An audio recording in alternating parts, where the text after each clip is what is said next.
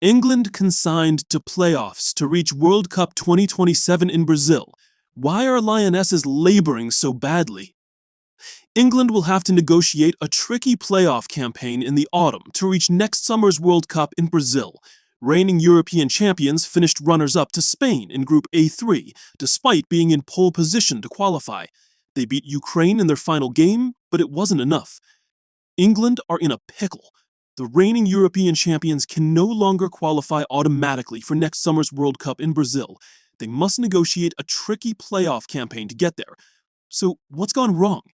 Well, England were unlucky to draw world champion Spain in their group, but a common theme of Sarina Wiegman's tenure has been a failure to put a run of performances together outside of major tournaments. Wiegman's side continually rise to the big occasion, but have trouble getting to the required level in between competitions. Their dismal 4-0 thrashing in Spain last week was exposing, not least because the starting selection featured 9 members of England's most used 11 at Euro 2025. They were torn apart by Spain's superior skill and strength. What I'm trying to do now is think, what caused this? Wiegman pondered after the heaviest defeat of her tenure, England's biggest margin of loss for 17 years. Fans were left asking similar. For context, England are not the only side to suffer at the hands of Spain's supremacy. Ukraine and Iceland, who made up the remainder of Group A3, also felt the full force of Alexia Putellas and co. during this qualifying campaign. But neither of those nations are considered elite in the way England are. Questions have begun surfacing of Wiegman's team selections, reluctant or just unwilling to move on from the cohort of players that have guided England to 3 successive tournament finals. It's an irrefutable record, but the reality is now cracks are showing. Has improvement under the Dutch woman stagnated? The upward curve of progress was sharp at first, and always due to taper off. But observers are right to challenge what is widely viewed as a lack of evolution and absence of style.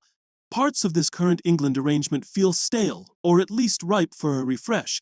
Some of Wiegman's most reliable longtime performers, Lucy Bronze, Keira Walsh, Georgia Stanway, and Beth Mead, have fluctuated in form of late. That was especially evident against Spain's technicians last Friday. Lauren Hemp admitted to losing sleep over the ignominy of such a bruising defeat. What will frustrate Wiegman is how much better her side were 4 days later in a solid 3-0 win over Ukraine, Stanway and Mead both on target. Finishing with 15 points from a possible 18 in Group A3 is a more than respectable total, but the European Cup holders, 4th in the world rankings, have to be judged against the very best. That is the reality of being this country's highest achievers. This is the first time in nearly 25 years England have failed to top their World Cup qualifying group. We know the performance against Spain was below our standards, Alessia Russo reflected after beating Ukraine. The disappointment of that humbling display still lingering. Stanway's conclusion was that the 3-0 scoreline was not convincing enough. Is this a pattern? Well, England have been underwhelming before. One might recall the opening night of Euro 2025 against France. And further back, those who followed England's ascent to the World Cup final in 2023 will have noted a series of pretty scruffy performances.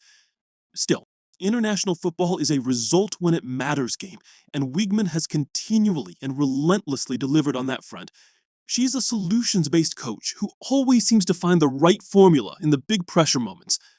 This particular juncture probably reflects her first major hiccup of any real consequence, and so caution must caveat any heavy criticism.